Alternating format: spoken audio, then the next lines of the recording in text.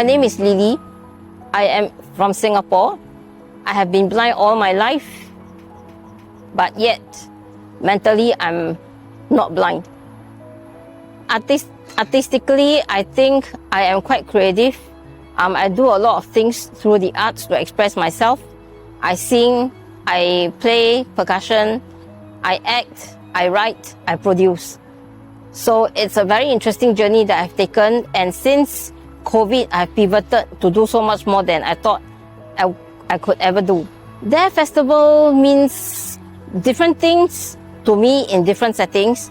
Like this year for the online event, we're calling Disabled Artists Rebuilding Earth.